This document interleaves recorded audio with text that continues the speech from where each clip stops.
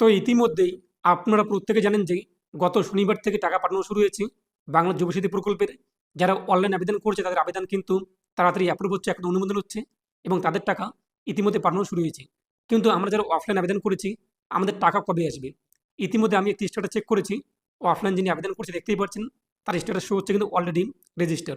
তো আপনি এই স্ট্যাটাস কীভাবে জানতে পারবেন তা আমি আপনার ভিডিওর মধ্যে জানিয়ে দেবো। তবে এখানে একটি প্রশ্ন, কাদের কাদের আবেদন হোল্ড কিংবা বাতিল করা হচ্ছে? যদি আপনি উপযুক্ত ডকুমেন্ট জমা না করে দেখেন, এখন যা যা ডকুমেন্ট চাওয়া হয়েছে এবং আপনার ডকুমেন্ট যদি বোঝা না যায়, জেরক্স যে আপনি জমা করেছেন যদি বোঝা না যায়, সেক্ষেত্রে আপনার আবেদন কিন্তু হোল্ড কিংবা পেন্ডিংয়ে রাখা হচ্ছে এবং যারা এক কথায় ভুলভাল ডকুমেন্ট জমা করেছে তাদের আবেদন কিন্তু বাতিল হচ্ছে। আরেকটি প্রশ্ন, যদি স্কলারশিপ ব্যতীত অন্য কোনো প্রকল্পের আপনি টাকা পেয়ে দেখেন, স্কলারশিপ ছাড়া অন্য কোনো প্রকল্পের, তাহলে আপনার আবেদন কিন্তু বাতিল কিংবা পেন্ডিং অথবা হোল্ড কিন্তু রাখা হবে। আর আপনি যদি ইতিমধ্যে মেসেজ পেয়েছেন টাকার কিন্তু ব্যাঙ্ক অ্যাকাউন্টে টাকা পাননি, তো আপনি অপেক্ষা করুন, টাকা আপনার ব্যাঙ্ক অ্যাকাউন্টে কিন্তু খুব শীঘ্রই জমা হয়ে যাবে।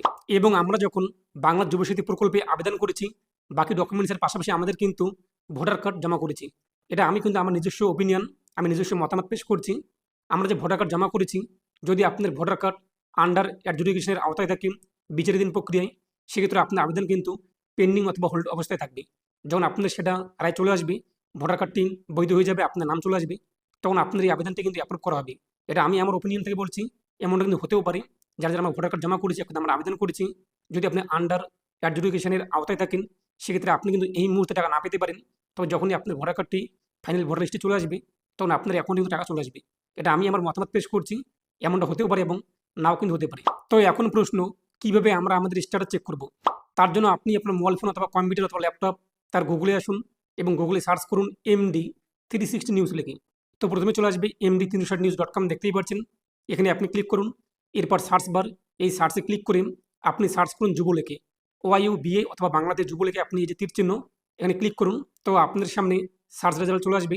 এরপর এখানে দেখতেই পাচ্ছেন প্রথমেই যুবশক্তি প্রকল্প স্টার্ট হচ্ছে, এখানে আপনি ক্লিক করুন। এরপর এখান থেকে আপনি আরও বিষয়টি জানতে পারবেন। তার পাশাপাশি নিচে আপনি দেখতেই পাচ্ছেন যে স্ট্যাটাস চেক করার লিঙ্ক রয়েছে, এখান থেকে আপনি স্ট্যাটাস কিন্তু চেক করতে পারবেন। তবে ইতিমধ্যে স্ট্যাটাস চেক করা যাচ্ছে না। আমি যে স্ট্যাটাস চেক করেছি এটা কিন্তু যিনি ডাটা এন্ট্রি অপারেটর তার মাধ্যমে চেক করেছি।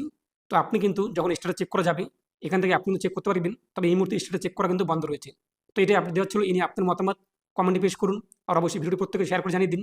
যদি আপনি মেসেজ পেয়ে দেখেন টাকা পেয়ে যাবেন, যারা অফলাইন আবেদন করেছে, যে আবেদনটি আমি আপনাদের দেখিয়ে দিলাম, ইতিমধ্যে দেখতেই পাচ্ছেন অনলাইনে এন্ট্রি করা হয়েছে। অনলাইন এন্ট্রি করার পরেও কিন্তু অফলাইন আবেদনের মেসেজ আসছে না। কয়েকদিন পরে যখন সেটা একটা ফাইনাল অনুমোদন হয়ে যাবে, SMS পেয়ে যাবে এবং টাকা কিন্তু অ্যাকাউন্টে চলে আসবে। তো এই আপনার মতামত কমেন্টে পেশ করুন আর অবশ্যই ভিডিওটি প্রত্যেকে শেয়ার করে জানিয়ে দিন। তো প্রত্যেকে ভালো থাকুন এবং সুস্থ থাকুন।